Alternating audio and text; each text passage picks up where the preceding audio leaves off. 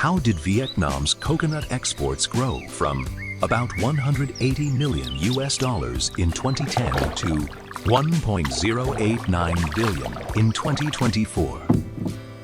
The answer does not begin at a seaport. It begins with how hundreds of thousands of farming households select planting material, manage soil and water, and turn one coconut into multiple products that can travel worldwide. Vietnam now has more than 200,000 hectares of coconut palms and produces roughly 2 million tons a year. Most orchards are concentrated in the Mekong Delta, especially Bến Tre, Tra Vinh, and Tiên Giang. Coconut is no longer a minor crop. It supports the raw material base of a large export industry.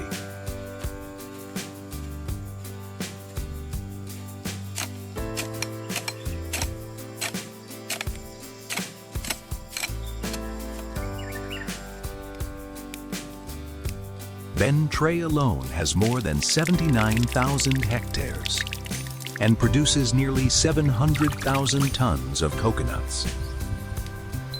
About 1/10 of the area supplies drinking coconuts, led by Xiem Green Dwarf.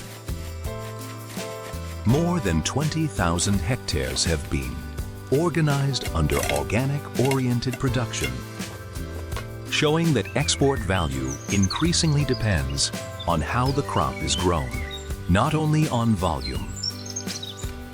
Coconut is a long-lived crop, so a poor decision about planting material or field position can affect production for years.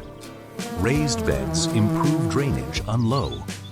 Land drip irrigation reduces waste, and canal water must be checked for salinity. Export supply areas need consistency in seedlings, nutrition, and production records.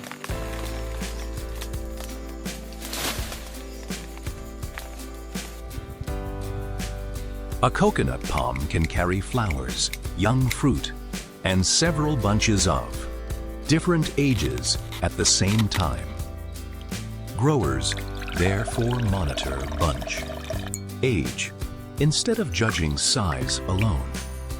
For drinking coconuts, uniform, maturity, water volume, and delicate sweetness matter more than simply leaving the fruit on the palm for as long as possible.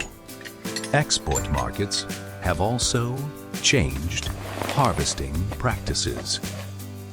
Bunches are lowered by rope rather than dropped because bruising or tiny cracks may appear only after days in transit. The main peduncle is cut cleanly. Individual coconuts are separated, and padded crates protect the fruit before it leaves the orchard.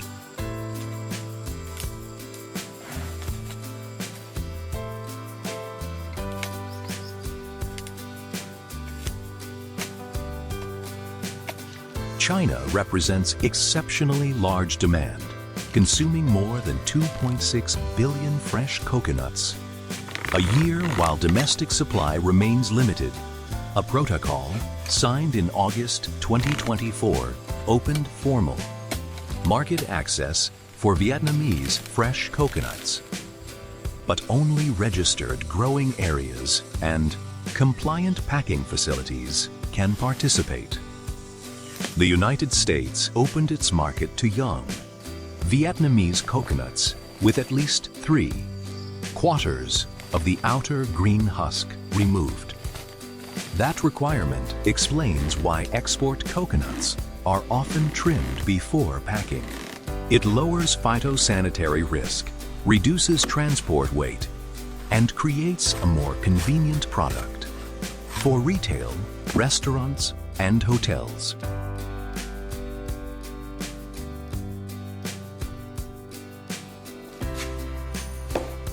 In 2024, fresh coconuts generated about $390 million US, while processed coconut products brought in nearly 700 million. Whole fruit exports are therefore only one part of the industry. More value is created when coconut, water, meat, oil, milk, coir, cocoa peat, and shell each enter a separate market. Vietnam has more than 250 coconut processing facilities, including about Bosher businesses involved in deeper processing. A coconut that does not meet the visual standard for fresh sale can still become water, milk, oil, desiccated meat, or industrial material instead of losing all commercial value.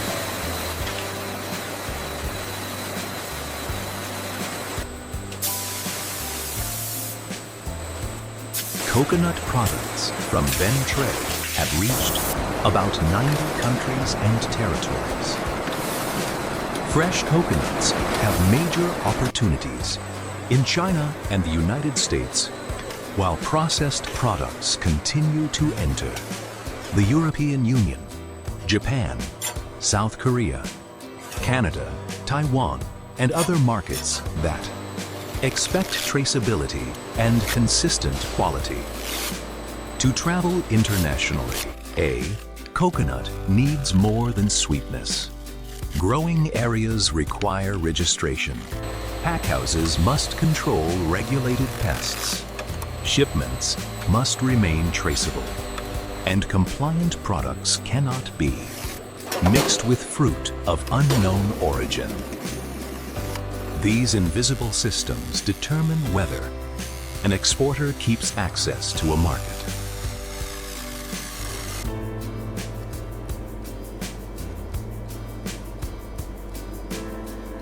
The industry's biggest challenge is not a lack of buyers, but maintaining stable supply under salinity, pests, climate stress, and fragmented production. When businesses, cooperatives, and growers work to one standard, farmers have a better chance of being paid for quality, instead of depending only on daily spot prices. Inside the packhouse, sizing, trimming, surface care, molded packing, and refrigeration all serve one economic purpose: extending commercial life without sacrificing quality.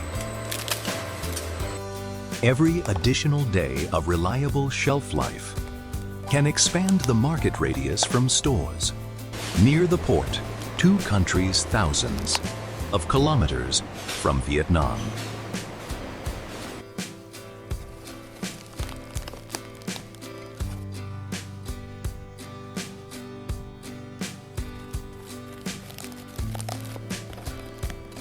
Vietnam's coconut industry has passed the $1 billion mark, but its next stage will not come from expanding acreage at any cost. It will come from better planting material, traceable supply areas, deeper processing, fuller use of byproducts, and contracts stable enough for growers to invest for the long term. When a chilled Xiem Green Dwarf coconut is served on an elegant dining table far from Vietnam, it is more than a tropical drink.